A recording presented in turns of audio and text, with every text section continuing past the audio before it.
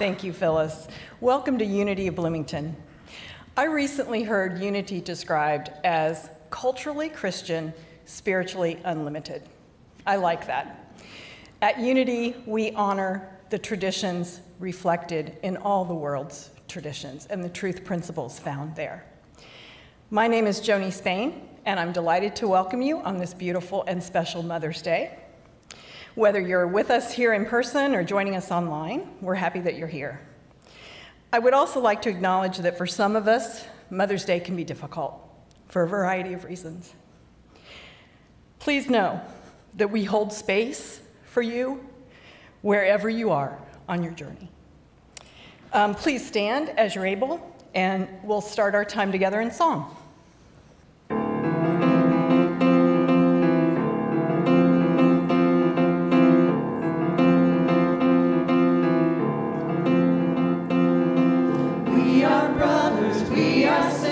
Joined together in love. We are brothers, we are sisters, joined together in love. We are brothers, we are sisters, joined together in love. We are brothers, we are sisters, joined together in love. Love, love, love, love, joined together, together in love. Love, love, love, love, joined together, together in love.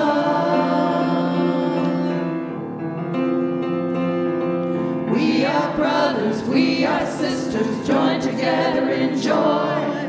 We are brothers, we are sisters, joined together in joy. We are brothers, we are sisters, joined together in joy. We are brothers, we are sisters, joined together in joy. Joy, joy, joy, joy, joined together, together in joy. Joy, joy, joy, joy, joined together, together in joy.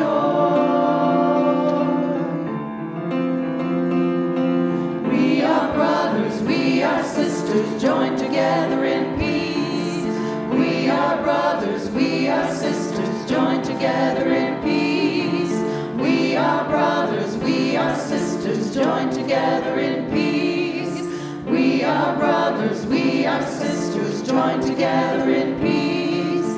Peace, peace, peace, peace, joined together, together in peace.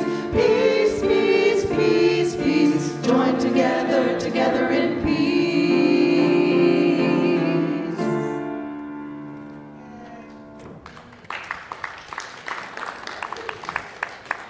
Now I invite you to take just a couple of minutes and greet your neighbor. When you hear the music begin, come back to your seats and join in the singing.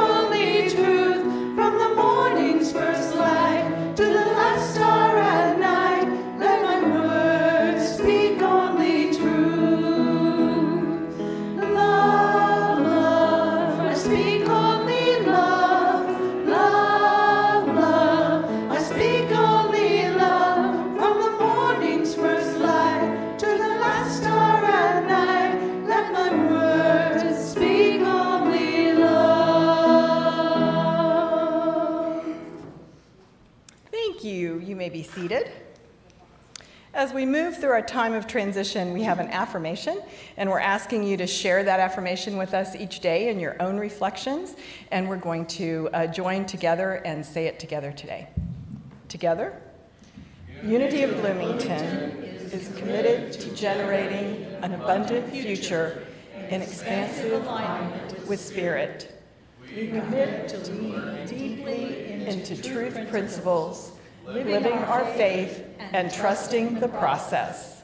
Our greatest desire is to be abundant and attract all those who value spiritual growth, including our next right minister.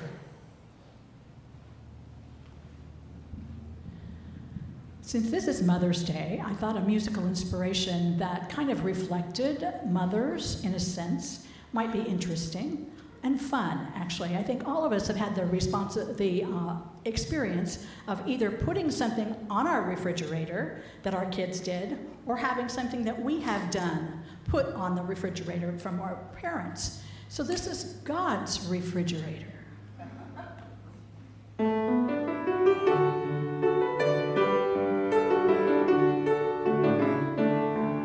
I was feeling kinda down and like nobody really cared. So I crawled under the covers where I could say my prayers. I said, God, if you love me, why don't you show a sign? I was precious to him. This dream came to my mind. I found myself in the great beyond, in a great big house, and the house was God's. And he took me by the hand and led me to his kitchen. And taped up to his giant fridge were pictures of me as a kid, and every drawing that I ever did was with him. There's no higher high, no feeling greater than seeing yourself on God's refrigerator.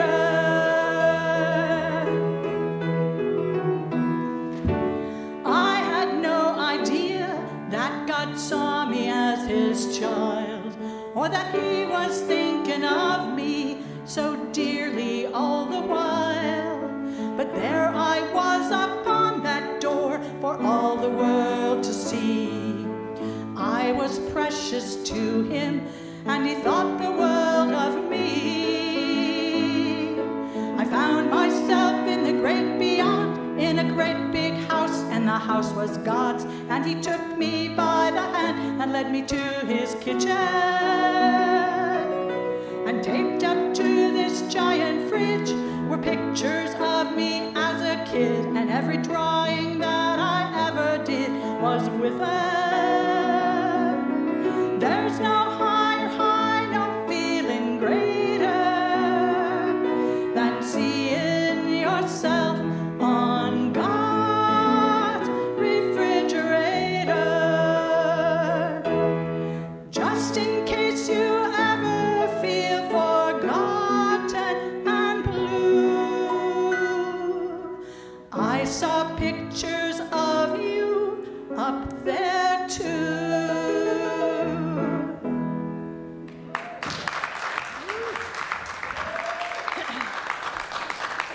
Thank you, Phyllis.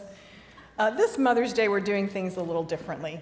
We've invited 3 longtime Unity members to share their reflections, meaningful lessons, and the wisdom that they've gained from Mother Energy. Our first speaker, Susan Dabkowski, is one of the charter members of Unity of Bloomington and has served as center administrator and board president. An IU grad with a degree in psychology, Susan has spent nearly 4 decades working in the nonprofit sector with a special interest in persons experiencing homelessness, mental illness, and addiction. She loves animals and all things nature. Her other hobbies include gardening, camping, and travel adventures with her husband, Carl. Pilates, yoga, Qigong, Reiki, Feng Shui, and volunteering for several local nonprofits. She also likes 1,000-piece jigsaw puzzles. Susan grew up as one of 6 children, and her sibling bonds remain strong today. Please help me welcome Susan Dabkowski.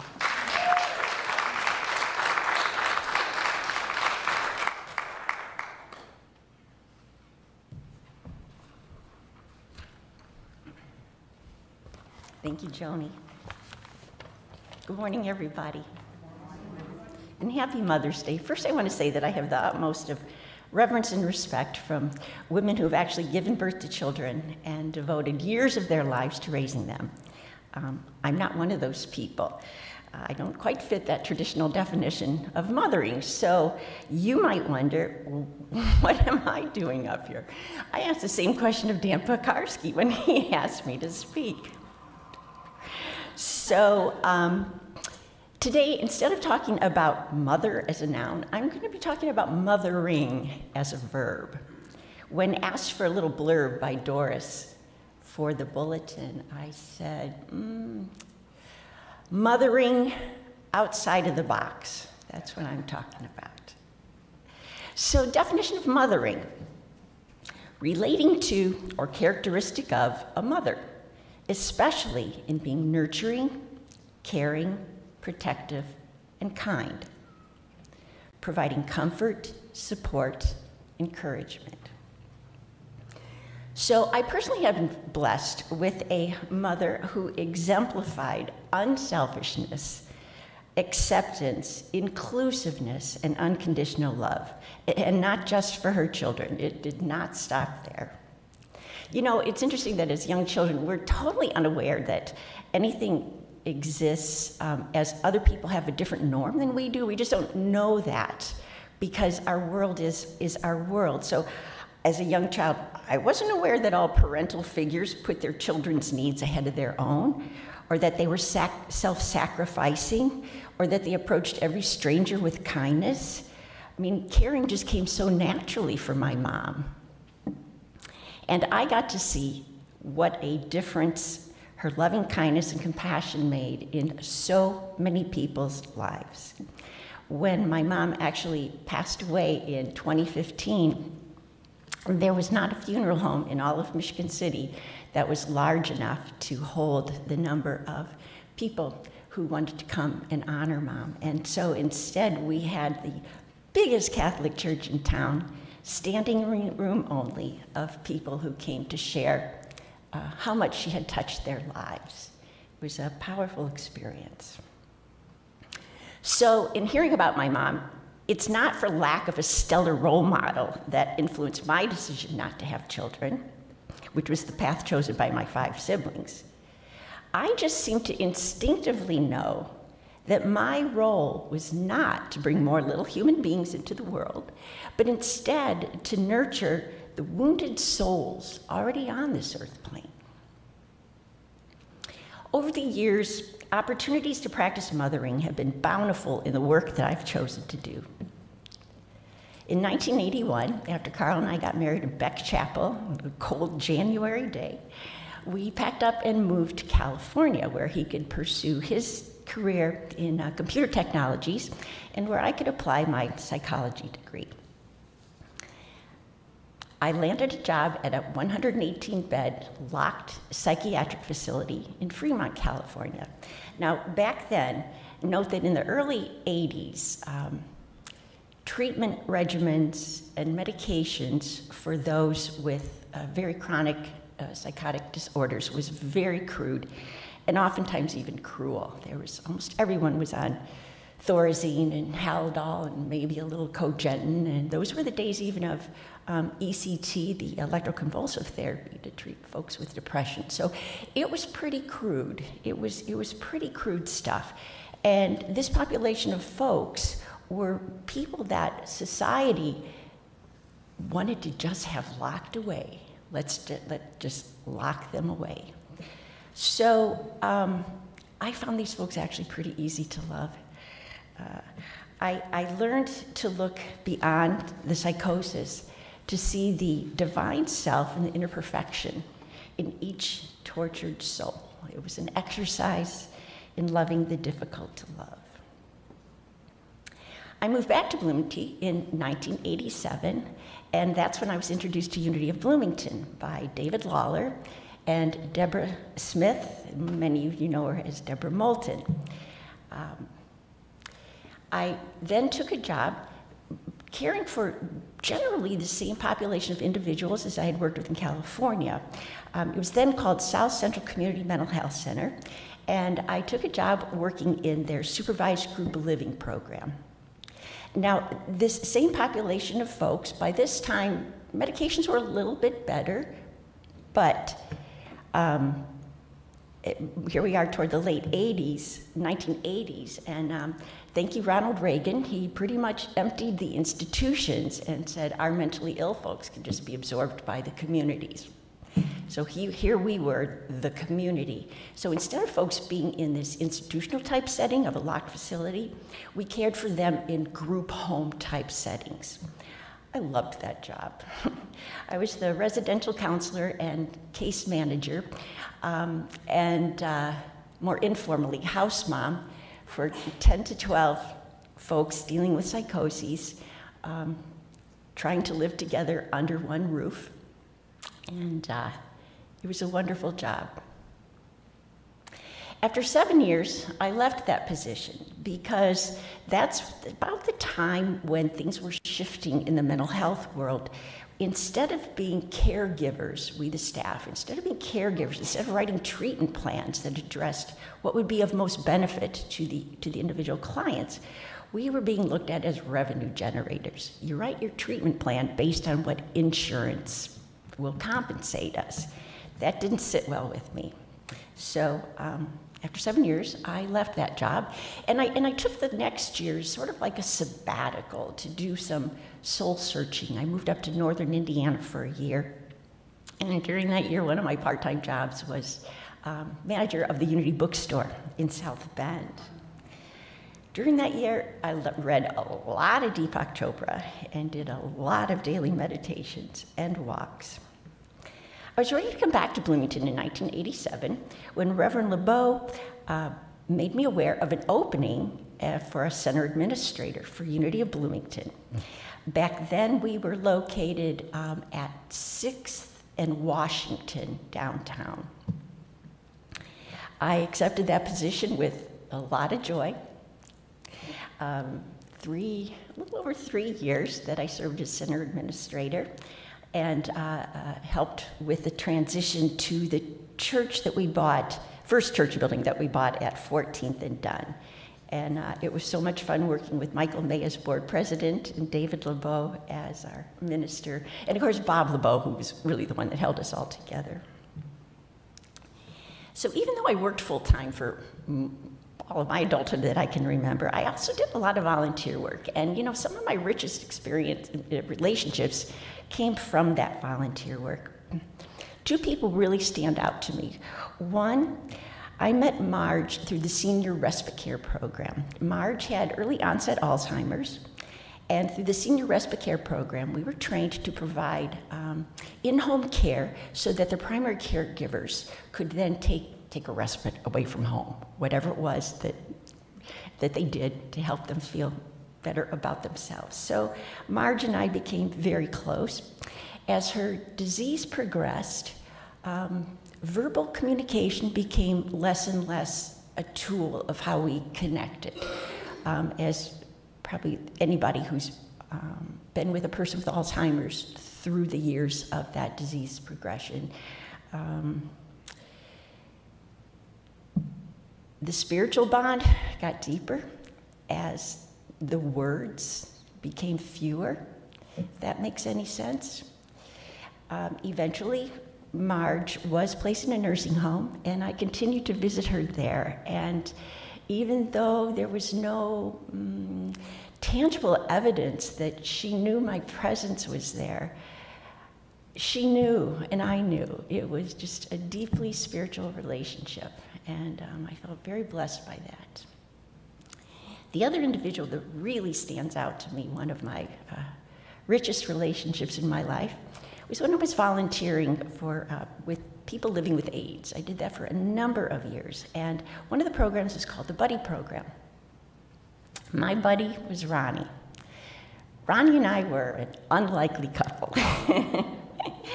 Ronnie actually was moved here from the Dayton, Ohio area. He was a street smart black man who grew up with an inner city drug culture. And he was sent to Bloomington to the Amethyst House program because he had failed every other addictions treatment program that Ohio had for him. So here he was, recently diagnosed as HIV positive, and in Bloomington, Indiana, where he knew no one. So I was his buddy, and I had the honor and the privilege of watching Ronnie transform his life. Not only did he learn to live without drugs and alcohol, but he learned, I gotta take better care of myself. I mean, I'm HIV positive. And I also saw him transform in the process of having a relationship with somebody he learned he could actually trust. That there was somebody in a relationship without an agenda other than his quality of life. Somebody with whom he could share his deepest thoughts and feelings as he went through this process of being a person living with AIDS. It was remarkable. It was a remarkable relationship. Margaret Joseph, who was a journalist with WFIU at the time, she even did a audio documentary on our buddy program relationship, and took a first place award in a state competition based on that documentary. Ronnie's final gift to me was sharing the very intimate experience of his dying and his death. He was the first person with whom I had had that experience of allowing me to be there for that most auspicious of moments. It left a big impression on me. Once I was completed with my time as Center Administrator at Unity, it was around the year 2000, and I returned to the social services sector. I went to work for Shelter Incorporated. Now, at the time, Shelter Inc. still is, but it's gone through several name changes, the primary homeless shelter for single adults in Bloomington. So here I was again, working with homeless folks struggling with mental illness and addictions and myriad other problems. My role was as director of the transitional housing program. So there were a number of homes shared by individuals who were really struggling to break the cycle of extreme poverty. And I got to be house mom once again because I had housefuls of these individuals that I got to care for. Now with this group, caring also included a lot of tough love. Don't get me wrong. It wasn't all like la-di-da roses. There was a lot of tough love that came with it, but you know what? That's part of caring. When Shelter Incorporated dissolved as an organization in 2003, what I chose to do with my unemployment time between jobs was to answer a divine call, a little unusual, but I had a very, very strong urge to donate a kidney to someone I didn't even know. I had read about his story, and it just really struck something in me. He was 71 years old, too old to be anywhere near the top of a transplant list, and his story just moved me, and I found myself calling his wife in Rhode Island, near Providence, and said, you know what, just for the heck of it, I mean, why don't I just find out what my blood type is? Let's start with that. Over the next 4 to 5 months, I went through rigorous testing, a lot of different stages that it takes to determine eligibility for being an organ donor, and of course being a match. So almost 1 out of 100 chances. It turned out I was a match. In October of 2003, I traveled to Providence, Rhode Island, and donated a kidney. Now, my mom, who has always been supportive of what her kids do and want to do, she wasn't supportive of this. And I didn't understand until later that it wasn't that she wasn't supportive of me and something I wanted to do. It was that her motherly instinct to protect her baby was kicking in. I mean, this was a procedure where I was risking my health, going through a big deal surgery that had absolutely no medical benefit whatsoever to me. And it took me a while to realize that's what was going on. She wasn't not supporting me. She had a protective maternal instinct, and I certainly don't blame her for that. The recipient of my kidney, he lived about 9-10 months with that kidney. As with any organ transplant, there's a balance between the anti-rejection drugs. If there's too much, there's an infection. If there's not enough, there could be a rejection. So it's a real fine balance of this infection-rejection thing. And after about 9 months, there was one imbalance that Jim never recovered from. To say I was saddened is an understatement, but what that experience really, really taught me that true giving is giving without attachment to an outcome. I had this vision that we were going to get together every June out on their lake, out at Rhode Island, and celebrate his birthday and my birthday, and we were going to have this, this beautiful outcome to start. That's not how it happened. So everything I had gone through, I had to come to accept was true giving, let go of the outcome. That was a big lesson. I'm going to touch on one that a lot of people share, and that is animals. I mean, I talk about the difficult to love animals. Oh, easy to love, so easy to love. I spent, over 20 years doing pet sitting. I used to kind of joke, I have keys to half the houses in Bloomington. I took care of so many pets. I got to be Aunt Susan to so many pets, and of course, pet mom to a lot of cats. I also was one of the co-founders of the Pets Alive Spay-Neuter Clinic. I worked with them for about 3 years. And even today, anytime we go on vacation, I have to look up where's the closest zoo, where's the closest wildlife sanctuary, where's the closest place I can get my animal fix. And we come back from vacations, I look at my pictures, it's like, 9 out of 10 have animals in them instead of people and landscapes. But I love animals so much. Even now, I volunteer for Wild Care Incorporated. And I was going to make the statement that I love all animals, but I'll tell you what, I don't really care for the hissing Madagascar cockroaches that we take care of at Wild Care. So that's the exception. I love all the rest. My next 7-year commitment was being executive director of Jill's House. And as some of you know, Jill's House was a nonprofit organization that provided housing and support services to persons who were being treated with proton radiation therapy for their cancer. And at Jill's House, they came and actually lived with their caregivers for, I think for the prostate folks, it was like prostate cancer folks, it was 10 weeks. Children was usually about 2 months. So again, I got to be like house mom to folks providing in this residential setting. I loved that job so dearly. I mean, I think I could say that about all of my jobs, but gosh, that was wonderful. When Jill's House dissolved, when the Proton Center closed down, the timing was such that it was 2015, and my mother had been diagnosed with bile duct cancer. And what that period of unemployment gave me the honor and the privilege of a lifetime to do was to join with my other 5 siblings in caring for my mother in her last months and weeks and days of life.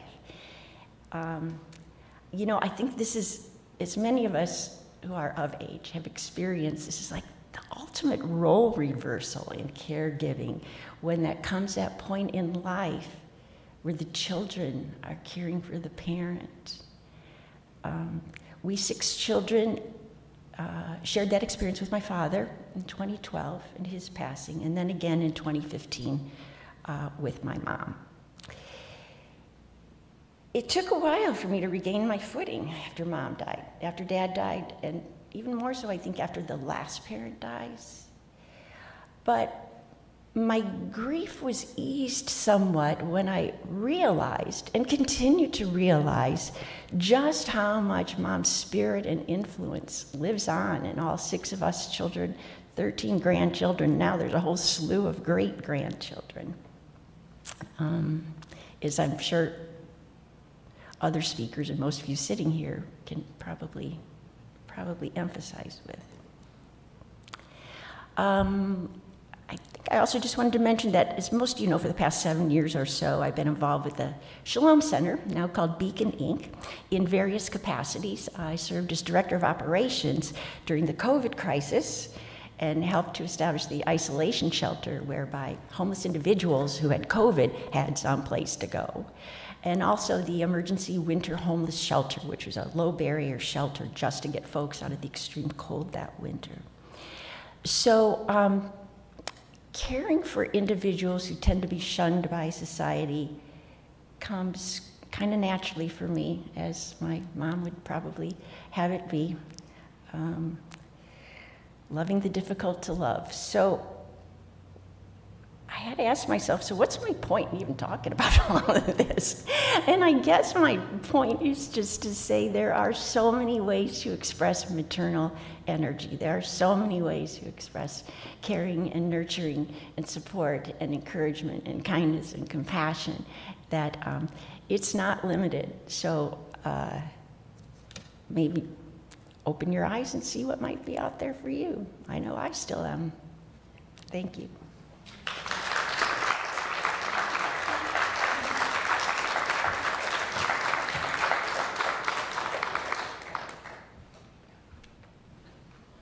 Thank you, Susan. Our next speaker, Mary Madore, has been a Unity of Bloomington member for 15 years. She's an environmental biologist with an emphasis on water. Active with the Friends of Lake Monroe group since its inception in 2016, she was first on their steering committee, then their board of directors, and recently stepped into an advisory board position. As a volunteer at WildCare, as Susan just mentioned, as a volunteer at WildCare, a local wildlife rehabilitation center, Mary has taught classes, built native gardens with the National Wildlife Federation Habitat Stewards Program. She and her husband, Michael May, are working to create trails for relaxation, education, and bonding with friends, family, and those earth keepers who have common goals. So please welcome Mary Madore.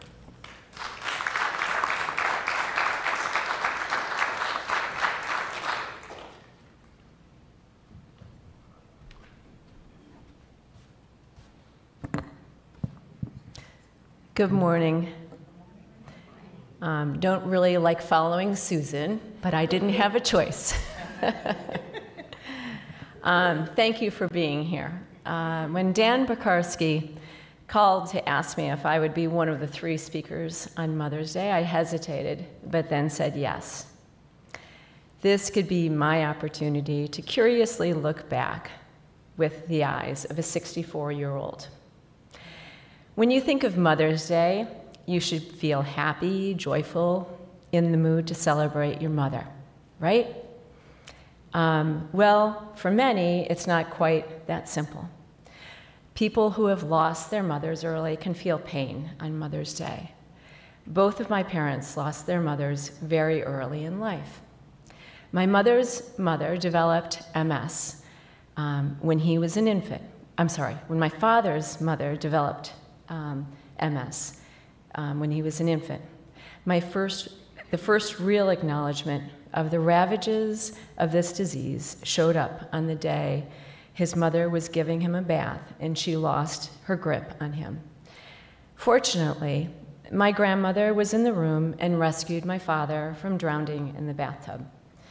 My father and his mother moved from the Sullivan family farm to my great-grandparents' house shortly after that event. The care of my father was now in the hands of my grandmother, who was now the primary caretaker of her ailing daughter and secondarily to the baby by her side. That must have been a lot to deal with. Only a mother's love could handle such a task. At the age of 10, my mother lost her mother to breast cancer. She never recovered and became embittered when her father brought her home his new bride and her young son. I don't know why I'm getting emotional, but I'm feeling for my mother a little bit because I think it was really hard for her. When I would ask my mother about her early life, she would say, "It's just too painful to talk about." That was it, no more discussion. I didn't learn about her Irish neighborhood, her friends and activities until my mother was 92, just after the death of Paul, my stepfather. Following Paul's funeral, my oldest sister asked if we could drive into Syracuse to see the house that our mother grew up in. As we passed by the house, and then by Lincoln Park, a block away, my mother started recalling the happy times, the times she had blocked out for nearly 6 decades. When tragedy strikes, it can be so overwhelming and stressful that the good and the positive can be shrouded out by the pain. You limp along. Only under the right conditions do we dare open the door to let the light shine in and expose the deep wounds.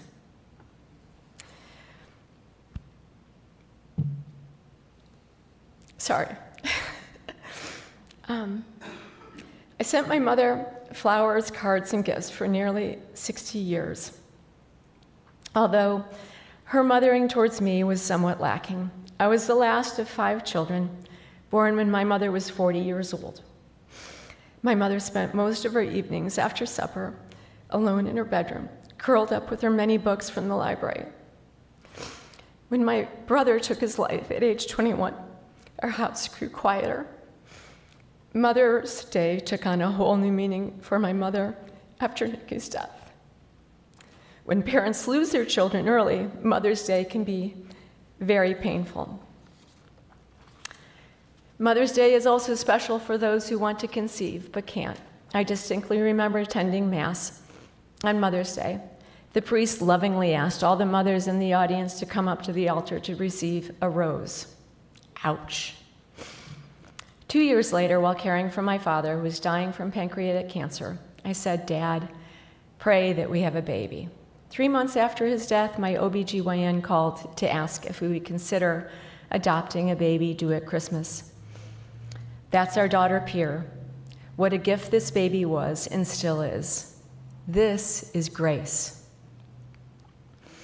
And yet, for children who have been adopted, again, a bag of emotions with questions about why. My relationship with Pierre has had its ups and downs. When Mother's Day arrives every year, there's a sense of judgment. Will she acknowledge the best of my mothering skills or judge me by my worst moments? I'm a better grandmother than I was a mother. I know more than I did at age 27. Unity of Bloomington, specifically, Wild at Heart, has given me the tools to face the truth, sharing light on the hidden areas of my life, knowing that God is all good and active in everything and everywhere. As one Greek teacher communicated, all is good, the past is approved, the future is open, all is received. I've witnessed many examples of incredible, supportive, strong, and kind mothers. At 64, I'm kind of getting it. My role is to keep on growing while lifting up and supporting the females in my life, especially on Mother's Day. Emotions can change in an instant. What doesn't change is our oneness. Thank you for listening. Thank you, Unity of Bloomington, for providing the safe and nourishing environment. This safe and nourishing environment. I'll wrap this up with a quote from Brené Brown, who writes in her book, Atlas of the Heart. I can be myself when I know I'm with people who recognize the inextricable, unnameable, spiritual connection that is shared humanity, because belonging is not in jeopardy. Happy Mother's Day.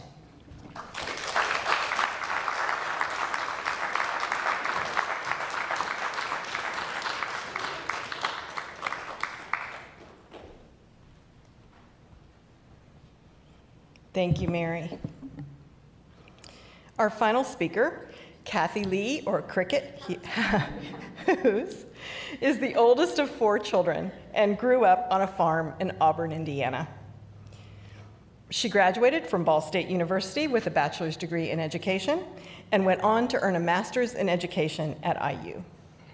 Cricket and her husband Norm have 2 daughters, and she helped start a Montessori school when they were growing up.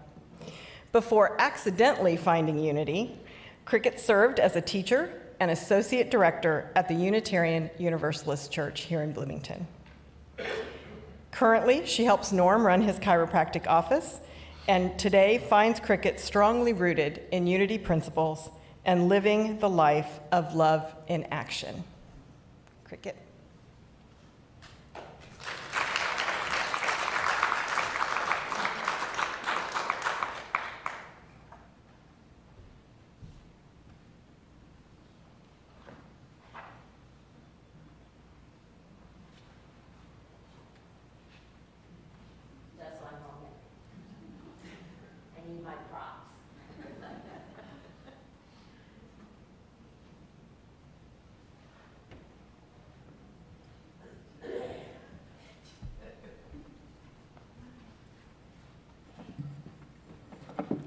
My, oh my, spiritually strong. Good morning, and again, happy Mother's Day. I'm honored to talk with you this morning. When asked to share with you about motherhood and its connection to unity and spiritual growth, immediately I had one clear thought. The thought that came to my mind is that my story needed to be about my mother. And why not? She was the one to show me true motherhood. The one to show me true motherhood, and in doing so gave me insights as to what spiritually strong means. She embodied unity principles long before I came to Unity. So as I review highlights of my life with my mom, you'll come to know why Unity is a perfect fit for me. A quick background of my mother. It starts with her growing up back a mile lane on the family farm just east of Auburn, Indiana, which is northeast above Fort Wayne. She was born on the front porch of what was her home and later became our home. She went to country schools, then Auburn High School, before going to Purdue. She graduated as a home economist with a major in interior decorating and home management. Married my dad, who decided to become a farmer after being in World War II. They had me, their first daughter, in Richmond, Indiana, and 5 days later moved to Auburn, back the same mile lane that I mentioned where my mom grew up. As a young girl, I was always around my mom and her mom, my grandma. I was the oldest of 4, as you heard, with 2 brothers and a sister. I grew up back that lane on a 650-acre farm where Dad raised a few oats, mostly wheat, corn, and soybeans. We also raised 500 head of hogs, a few cows and horses, and 750 chickens.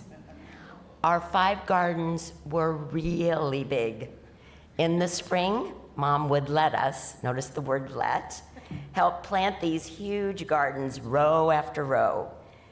They were filled with lettuce, radishes, carrots, peas, green beans, onions, kohlrabi and beets, tomatoes and potatoes, zucchini, melon, watermelon and muskmelon, sweet corn, popcorn, and of course, strawberries. But by far my most memorable around gardens and fields was the weeding. Mom would get us started on our rows for the day, reminding us which were the weeds to pull out and what not to pull out. And of course, the older you got, the more rows you got to weed. We even helped Dad cut weeds out of the seed fields with a weed hook that was very sharp. That took us days to finish just one field. Then there were the chickens. As you remember, I mentioned the number 750. That is layer hens, and they would lay almost 1 egg a day for each and every day of the year. That's a lot of eggs, especially when we had to count them. Mom would do the morning gathering, and I, with a brother or sister, would do the afternoon. Yes, I did get pecked by hens that did not like us going in and out to get their treasures. Some nests would have up to 10 and 12 eggs. That was a lot of going in and out, trying to avoid their sharp beaks. Telling you this today makes the back of my hands hurt just thinking of all those pecks. How did we pass the time of day while doing all this work? Because of course we had to take care of the eggs when they were gathered. Of course, singing. I learned popular tunes while sitting in the egg house working. Mom taught us Maresy Dotes and Dozy Dotes. Back home again in Indiana, we're on the upward trail, and I wouldn't marry a Dutchman. These songs and many more we sang everywhere. It was a great way for us to pass the time of day while we were doing our jobs and getting them done. I'd like to mention something about cracked eggs that we would have every day. First, let it be known that we did not like having cracked eggs. I can hear my mother saying that. We would save those with a mere crack for us to eat, but if it was big or the egg innards were leaking out, those were unsavable. So what did we do? Just pitch them right out the door of the egg house into the nearby grass. So why did we do that? Just pitch them? Why not? It was very simply to feed the cats. Oh, that was a great treat day for our cats. We always had about 20 to 30 cats at any given time. Our 3 dogs never seemed very interested in raw eggs, but the cats, they loved those egg innards. That was Grandma's term. I do believe that we had the best fed cats in DeKalb County, my home county, and probably the 5 counties surrounding us. You must know that there was very little fighting between the cats, since the backyard was littered with small pieces of eggshell as a testimony to how many cracked eggs we had over time. It was quite the sight. Next came the time when gathering plantings that got ripe came. Up early in the morning to beat the heat, we would go with my mom and grandma to start picking what was ready. We would carry the filled boxes or buckets up under a shade tree and start snitting or snapping or shucking whatever vegetable we had. Thank heavens for trees, we would say. As you probably remember, for most of us, there was no air conditioning. So we did not even have a pond or a creek to go jump in. Shade was heaven sent. Once the veggies were prepared, we would have lunch. Then it was the hot, hot, hot work of canning. The canning would begin. That was the kitchen, inside, which became like an oven way too fast. Later years, we would freeze some, but we still always canned. As for fruits that were ready throughout the summer, like strawberries, rhubarb, raspberries, sometimes blueberries, and blackberries we found in the woods, we would eat our full for days. Then we made jams and jellies to save for later. Fruit pies were the ultimate treat. Mom was the best pie maker in DeKalb County for several years. She showed me how to make the best pie crust, too. Of course, out of lard. She became a pie judge for many county fairs because of her skill and knowledge. 4-H was a big part of our lives. She was a 4-H club leader. She taught me and many other girls in the county how to bake, cook meals, sew dresses, suits, suits or coats, how to decorate our rooms, grow gardens, and arrange flowers. Yes, she sewed most of my clothes and my siblings until I got old enough to do my own. She made us nightgowns, school and Sunday dresses, coats, and even, knit our socks. I learned crocheting and knitting from her. She sewed our curtains, our pillow covers, and bedspreads. She taught classes on how to quilt in one day how to make one. Here are a couple of her quilts on display just for you to see some of her handiwork. Imagine what I wanted to create, the colors and style, then picking out fabric and accessories. It was so exciting. Such a time of creating and imagination. She upholstered couches and chairs and even lazy boy recliners. So why couldn't we do the same? The spirit of let's give it a try and we can do it was just an everyday thing. You want something, you just had to figure out how to make it. Then came church. Well, that was our second family home. You can remember these days yourselves, I'm sure, when most of your social life occurred at church. We attended First Christian Church, Disciples of Christ in Auburn. My mom encouraged us to be in the youth choir and the youth group. She oversaw us making hundreds of sugar cookie bunnies and coloring just as many eggs for church Easter baskets that we gave away on Easter morning. Oh yes, if you're thinking you know where the eggs came from, you're right, our chickens. After that time of year came the Strawberry Festival. We grew so many strawberries, that we could furnish all of our church's strawberries for its Strawberry Festival, as well as 2 other churches in town. And yes, we did most of the picking. We would help churn homemade ice cream and make shortcakes to go along with the strawberries. It was delicious. In the fall, we'd help clean out our flatbed wagons, throw some straw around to sit on, and boy, we were ready for a hayride. We would throw a hayride for our youth and the adults at church. Dad would pull the wagons with our horses or his big old tractor. Then we would end in the barn with some apple bobbing and pumpkin carving, and my favorite apple cider that was made in a mill in the next county. At the end of the year, Christmas would come, and the barn became the site of a living manger scene.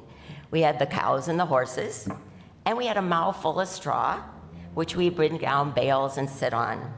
Mom helped everyone get their costumes ready, and we'd act out each part. The baby changed, of course, every year, and we did have a live one. Sometimes you could see our breath because it was so cold. Everyone just had to wear long underwear. But our barn was a great setting for this special time of the year and this special story.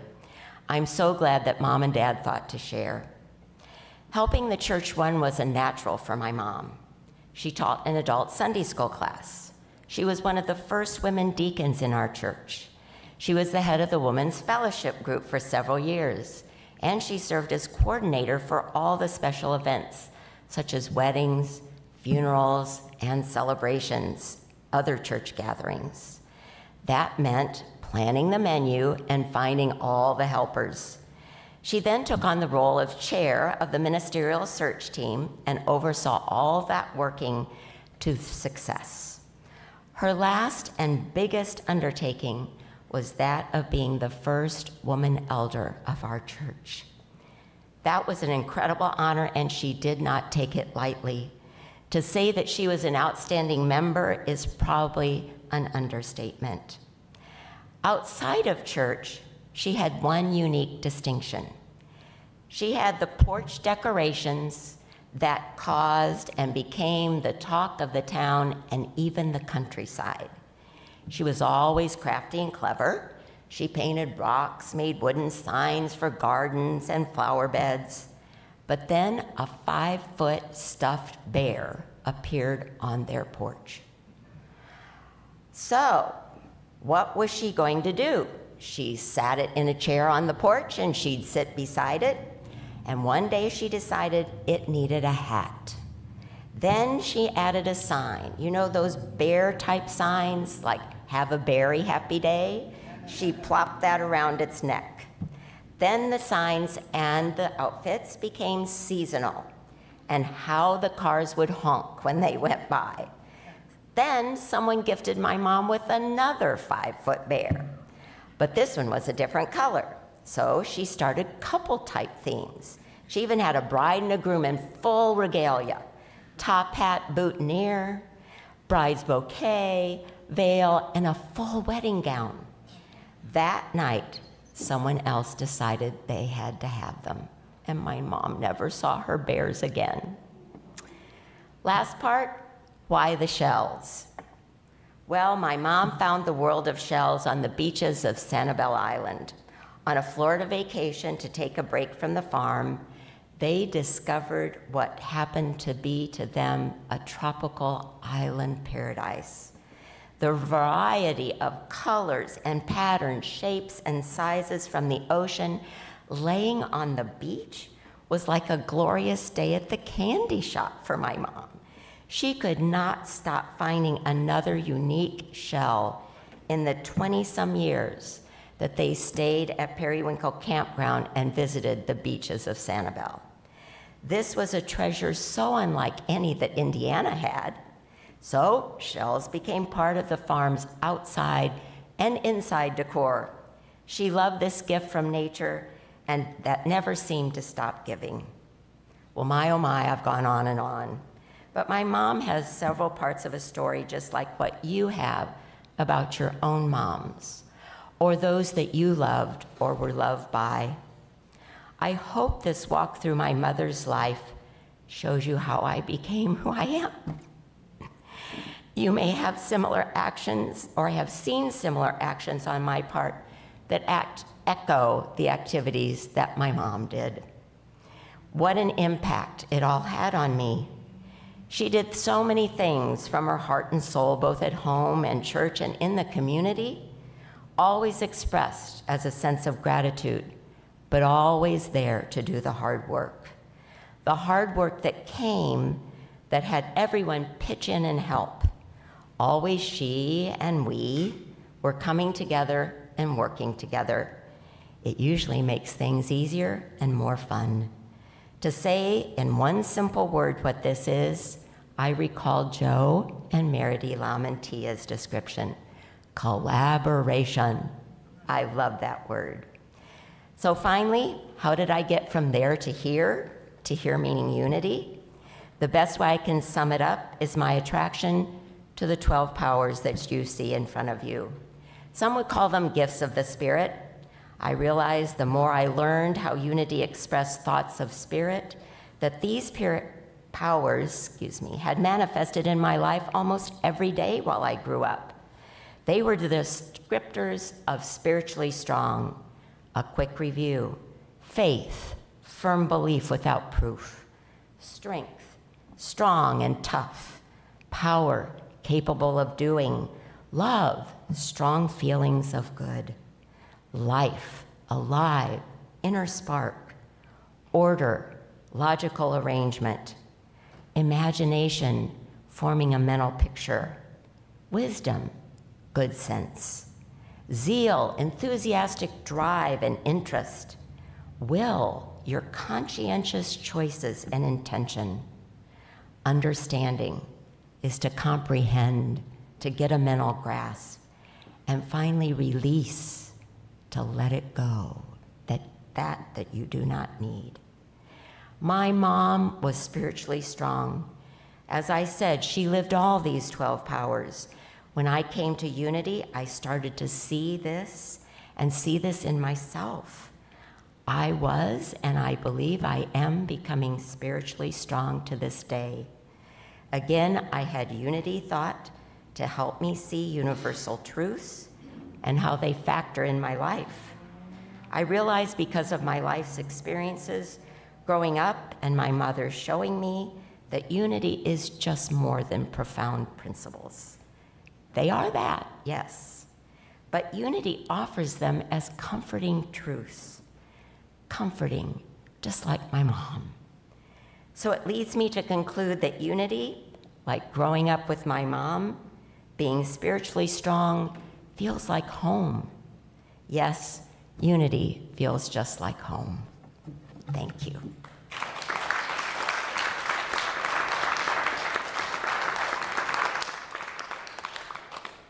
My gosh, what amazing women we have here.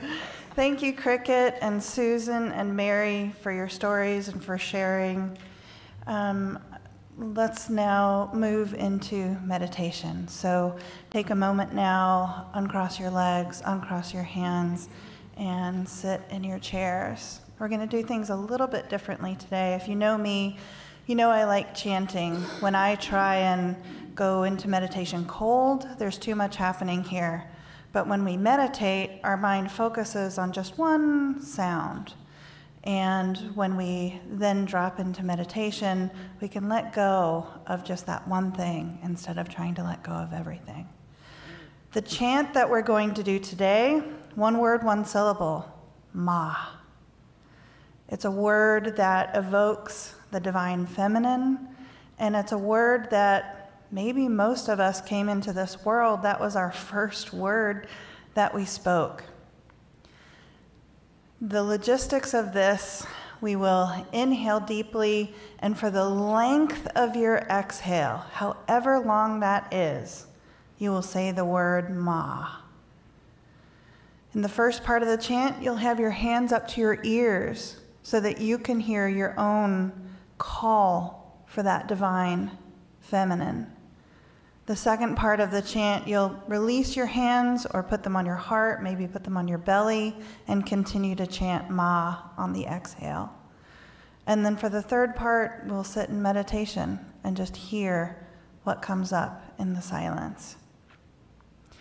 Your neighbor may be breathing at a different cycle to you. A lot of times we chant in unison, not this time. You'll get to hear a lot of overlapping, and you'll hear your neighbors calling that divine feminine. And as we've already experienced today, sometimes invoking the divine feminine calls up memories of your own mothering, or your mother's mother. So this may get a little emotional, and I encourage you to ride the waves of that, because when we chant Ma, the M is shaking our gray matter, the Ah sits down into the heart center and radiates out. So it'll look like this, just to show you. Ma.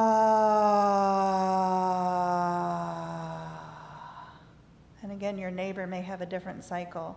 We'll do that for about a minute and a half, and then it'll look like Ma.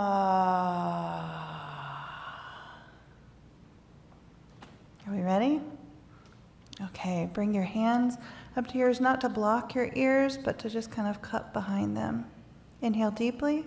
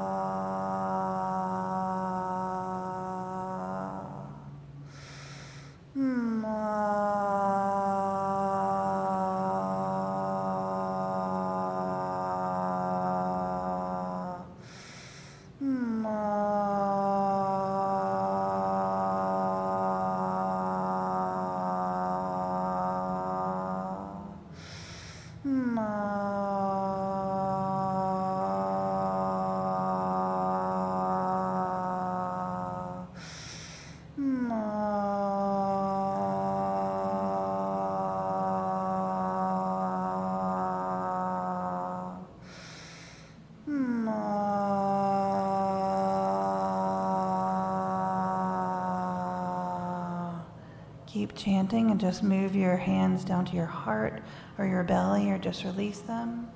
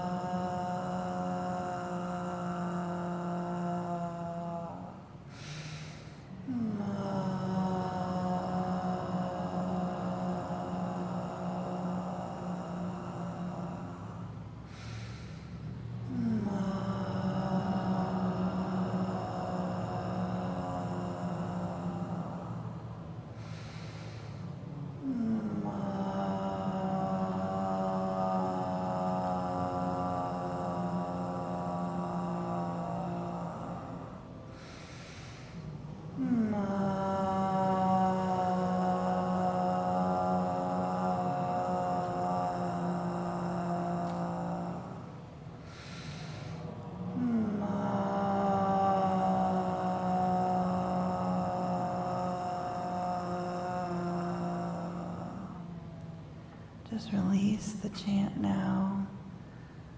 Relax your hands into your lap and sit in the silence.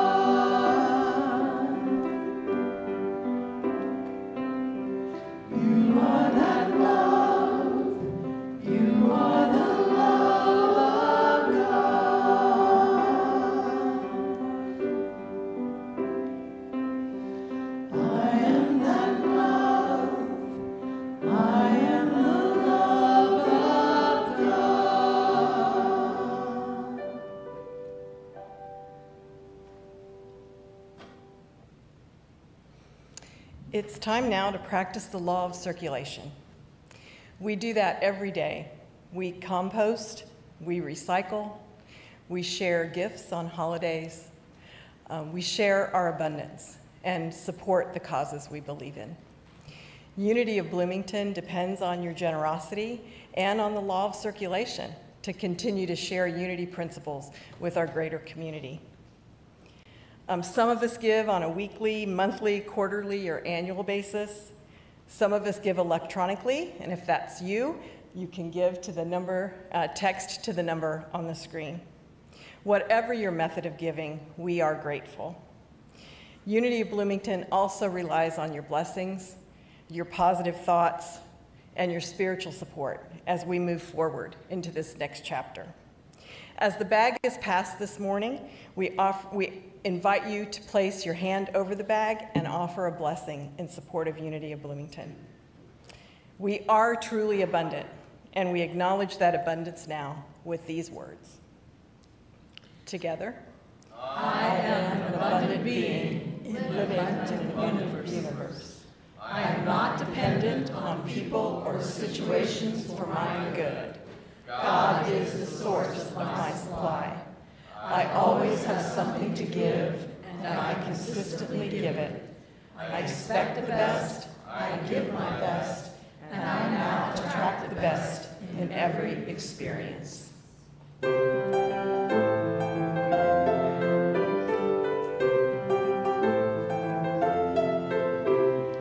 Peace in my life is growing because I choose love.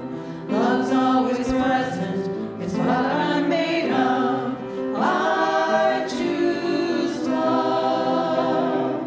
We are a part of each other. We are one. One tie that binds us that can't be undone. I choose love. I choose love. Peace in my family is growing because I choose love. Let love be present is what we're made of.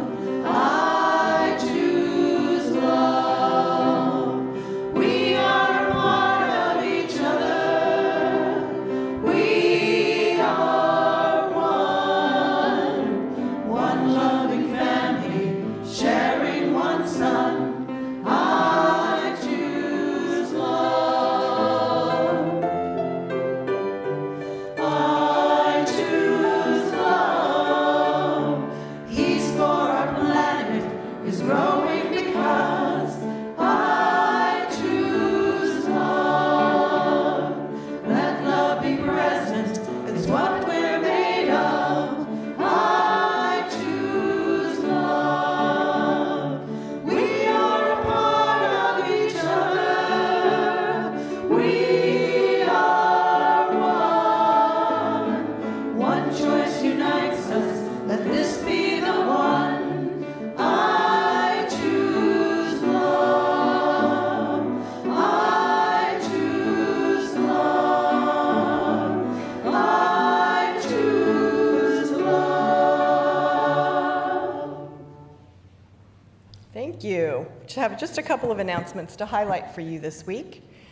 This Friday, May 19th, is Paza at Unity of Indianapolis. They've invited a number of inspirational musicians to share an evening of music together.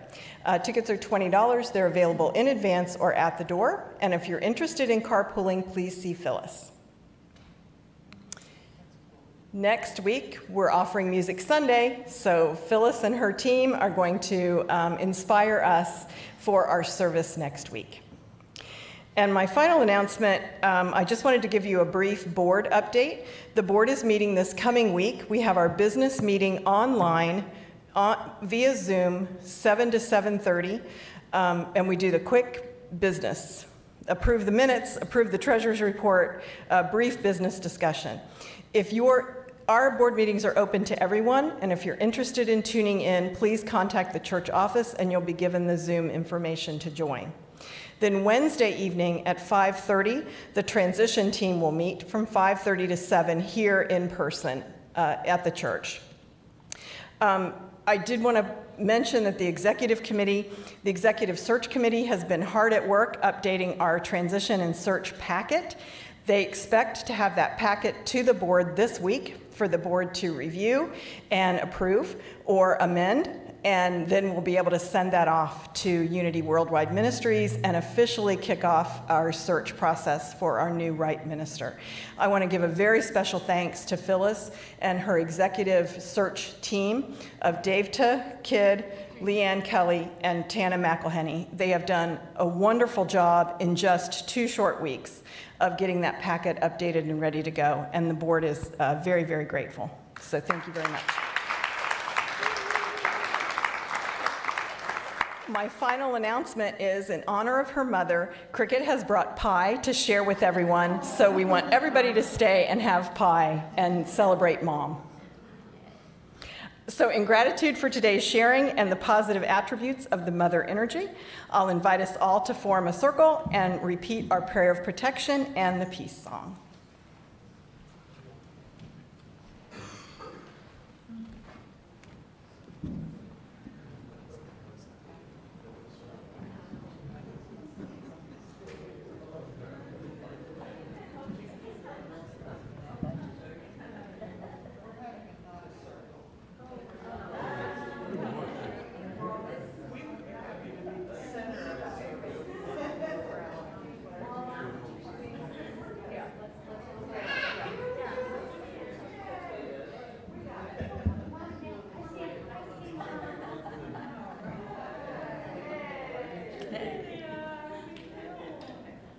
Okay, for the prayer of protection. The light of God surrounds us. The love of God enfolds us. The power of God protects us. And the presence of God watches over us. Wherever we are, God is.